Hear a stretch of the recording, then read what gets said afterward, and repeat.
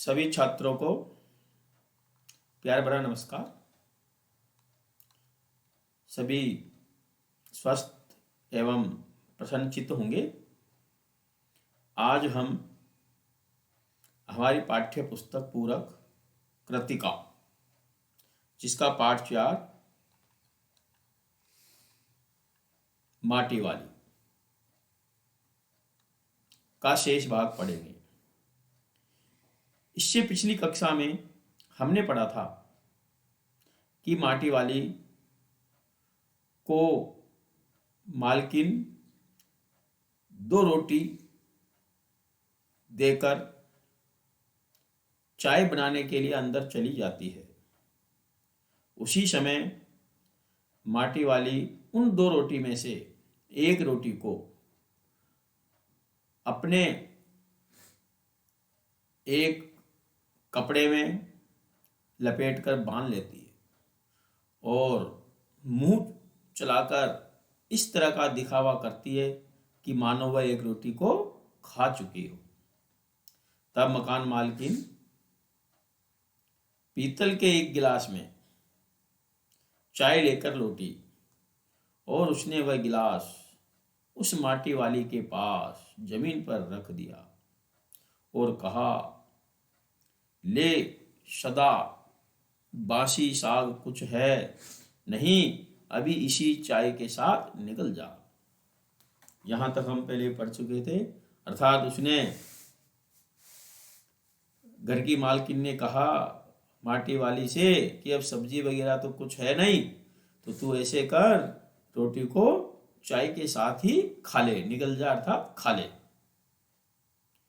माटी वाली ने खुले कपड़े के एक छोर से पूरी गोलाई में पकड़कर पीतल का वह गर्म गिलास हाथ में उठा लिया और अपने होठों से गिलास के किनारे को छुआने से पहले शुरू में उसने उसके अंदर रखी गर्म चाय को ठंडा करने के लिए सूसू करके उस पर लंबी लंबी फूंक मारी, अर्थात चाय को ठंडा किया, क्योंकि गरम गरम चाय से मुंह जलने का डर रहता है, इसलिए फूंक मार मार कर चाय पी रही है।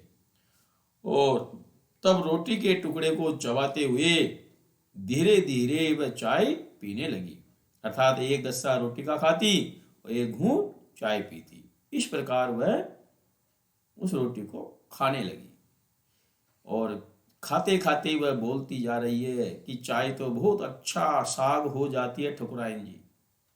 अर्थात वह घर की जो मालकिन है उससे कहती है कि ठकुराइन जी, चाय भी बहुत अच्छी सब्जी है, अर्थात चाय से भी रोटी खाई जा सकती है। ये सुनकर ठकुराइन जी कहती है, भूख तो अपने आप में एक साग होती है बुढ़िया, भूख मीठी की भोजन मीठा।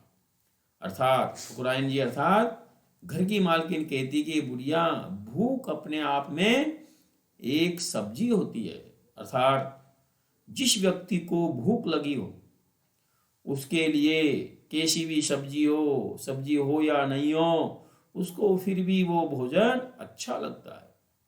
इसलिए कहते हैं कि भूख मीठी की भोजन मीठा, अर्थात जिस व्यक्ति का पेट भरा हुआ है और उस व्यक्ति को अगर हम बहुत अच्छा स्वादिष्ट भोजन भी देंगे उसे अच्छा नहीं लगेगा, क्योंकि उसका पेट भरा हुआ है। लेकिन अगर हम सिंपल भोजन, सादा भोजन, बासी भोजन भी अगर किसी भूखे व्यक्ति को देंगे, सूखी रोटी भी अगर भूखे व्यक्ति को देंगे, वह रोटी भी उसे बहुत अच्छी लगेगी, स्वादिष्ट लगेगी। तो इससे सिद्ध होता है कि भोजन में स्वाद नहीं होता, बल्कि भूख में स्वाद होता है। अर्थात भूखे व्यक्ति को कैसा भी भोजन दिया जाए वह उसे अच्छा लगता है। अगर मान लो हम कभी बहुत भूखे हों, तब हम जब भोजन करते हैं तो शुरू में हम जल्दी हम रोटी को खा जाते हैं, और जब पेट लगभग भरने को आता है तब हमको पता लगता है कि सब्जी में नमक कम है, सब्जी में ये कम है। लेकिन जब हमको भूख लग रही होती है शुरू में कुछ कम नहीं लगता। ऐसा अक्सर हमने कई बार देखा है। ये सुनने के बाद माटी वाली कहती है, हे ठकुराइन जी, तुमने अभी तक पीतल के गिलास संभाल कर रखे हैं? पूरे बाजार में, पूरे मोहल्ले में किसी के घर में अब ये पीतल के गिलास देखने को नहीं मिलते। मालकिन कहती है, इनके खरीदार कई बार हमारे घर के चक्कर काट कर लौट गए। पुरखों की गाड़ी कमाई से हासिल की गई चीजों को हराम के भाव बेचने को मेरा दिल गवा नहीं देता। हमें क्या मालूम कैसी तंगी के दिनों में उन्होंने अपनी जीभ पर कोई स्वादिष्ट चटपटी चीज रखने की बजाय मन मसोस कर 2-2 पैसे जमा करते रहने के बाद खरीदे होंगे। उन्होंने वे तमाम चीजें जिनको हमारे लोगों की नजरों में अब कोई कीमत न रह गई। बाजार में जाकर पीतल का भाव पूछो जरा, पता लगेगा। दाम सुनकर दिमाग चकराने लगता है। और ये व्यापारी हमारे घरों से हराम के भाव इकट्ठा करके ले जाते हैं। तमाम बर्तन भांडे, कांसे के बर्तन भी गायब हो गए हैं सब घरों से। इतनी सारी बात नहीं सोचते बाकी लोग। अब जिस घर में भी जाओ वहां या तो स्टील के भांडे यानी बर्तन दिखाई देंगे या फिर कांच और चीनी मिट्टी के। पीतल के और कांसे के किसी के घर में नहीं मिलेंगे। अपनी चीज का मोह बहुत बुरा होता है।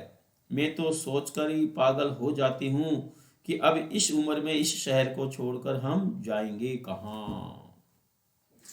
ठकुराइन जी, जो जमीन जायदारों के मालिक है वे तो कहीं न कहीं ठिकाने पर जाएंगे ही, पर मैं सोचती हूँ मेरा क्या होगा। मेरी तरफ देखने वाला तो कोई भी नहीं है। अर्थात इस गांव को खाली करवाया जा रहा था, विस्थापन किया जा रहा था इस गांव का, क्योंकि यहाँ पर बांध बनाया जा रहा था, टिहरी बांध बनाया जा रहा था। अब टिहरी बांध बनाने पर सारे गांव को यहाँ से विस्थापित किया जाएगा और जिसके जमीन जायदाद मकान है घर के, उनको सरकार की तरफ से मुआवजा मिलेगा। लेकिन जिसके नाम कोई जमीन नहीं, कोई मकान नहीं, उसको कोई मुआवजा नहीं मिलेगा। तो ये माटी वाली, इसका न तो कोई जमीन न कोई मकान, इसलिए कह रही है कि मेरा क्या होगा। मेरी तरफ तो कोई देखने वाला भी नहीं है। यहाँ तो मैं माटी डालकर घर घर में उससे मेरा खर्चा चलाती हूँ। दूसरे शहर में जाकर मैं क्या करूँगी, कहाँ रहूँगी, यही मेरी चिंता है। चाय खत्म कर माटी वाली ने एक हाथ में अपना कपड़ा उठाया, दूसरे में खाली कंटर और खोली से बाहर निकलकर सामने के घर में चली गई। उस घर में भी कल हर हालत में मिट्टी ले आने का आदेश के साथ उसे 2 रोटियां और मिल गई। उन्हें भी उसने अपने कपड़े के एक दूसरे छोर में बांध लिया। लोग जाने तो जाने कि वह रोटियां अपने बुड्ढे के लिए लेके जा रही है। बुड्ढे से मतलब उसके पति के लिए लेके जा रही है। उसके घर पहुंचते ही अशक्त बुड्ढा कातर नजरों से, दया वाली नजरों से उसकी ओर देखने लगता है।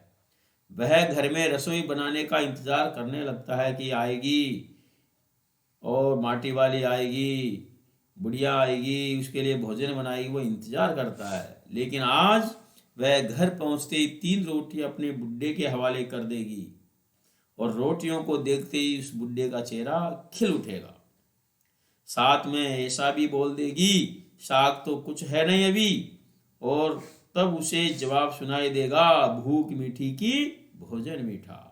अर्थात वो कह देगा कि कोई दिक्कत नहीं, सब्जी नहीं। तो उसका गांव शहर के इतना पास भी नहीं है कि कितना ही तेज चले फिर भी घर पहुंचने में 1 घंटा तो लग ही जाता है। रोज सुबह निकल जाती है वह अपने घर से और पूरे दिन माटा खान में मिट्टी खोदने, फिर विभिन्न स्थानों में फैले घरों तक उसे ढोने में पूरा दिन बीत जाता है। घर पहुंचने से पहले रात घिरने लगती है उसके पास अपना कोई खेत नहीं, जमीन का एक भी टुकड़ा नहीं, झोपड़ी जिसमें वह गुजारा करती है वह भी गांव के एक ठाकुर की जमीन पर खड़ी है। उसकी जमीन पर रहने के एवज में उस भले आदमी के घर पर भी माटी वाले को कई तरह के कामों की बेगार करनी पड़ती है। अर्थात माटी वाले के पास न कोई जमीन न कोई जायदाद, इसलिए वो जो जमीन है वो भी ठाकुर साहब की है, इसलिए उस पर रहने के बदले उस माटी वाली को बिना मजदूरी के, यानी कि बेगार का मतलब होता है बिना मजदूरी के, ठाकुर साहब के घर पे कई काम उसको करने पड़ते थे। इस प्रकार वह माटी वाली ये सोचती हुई अपने घर जा रही है और वह अपनी उस रोटियों का हिसाब लगाती हुई घर पहुंच रही है कि नहीं, आज वह एक गठरी में बदल गए अपने बुड्ढे को कोरी रोटियां नहीं देगी। अर्थात वह सोच रही है कि वो बुड्ढा जो बेचारा एक गठरी के रूप में बदल गया है, आज उसे कोरी रोटी नहीं खिलाएगी। इसलिए उसने तय किया कि माटी बेचने से हुई आमदनी से उसने एक पाव प्याज खरीद लिया। प्याज को कूटकर वह उन्हें जल्दी जल्दी तल लेगी और बुड्ढे को पहले रोटियां दिखाएगी नहीं, सब्जी तैयार होते ही परोस देगी। उसके सामने 2 रोटियां, अब वह 2 रोटियां भी नहीं खा सकेगा, एक ही रोटी खा पाएगा, हद से हद 1.5 खा लेगा। अब उसे ज्यादा नहीं पचता, बाकी बची हुई 1.5 रोटियों से माटी वाली अपना काम चला लेगी। एक रोटी तो उसके पेट में पहले से ही जमा हो चुकी है, चाय के साथ वह ठकुराइन जी के वहां खा चुकी है। मन में यह सब हिसाब सोचती, हिसाब लगाती हुई वह अपने घर पर पहुंच जाती है। और इस प्रकार देखो आप कि कितनी गरीब है ये माटी वाली जो रोटियों का हिसाब लगाती हुई जा रही है। अब सोचो आप कि कितनी गरीब है वो। ऐसे ऐसे लोग भी हमारे यहाँ रहते हैं जो एक एक रोटी के लिए तरसते हैं। दिन भर इतनी मेहनत करने के पश्चात भी उसे मुश्किल से 2 रोटी का इंतजाम वह कर पाती है। इसके आगे का शेष भाग हम अगली ऑनलाइन कक्षा में पढ़ेंगे। धन्यवाद।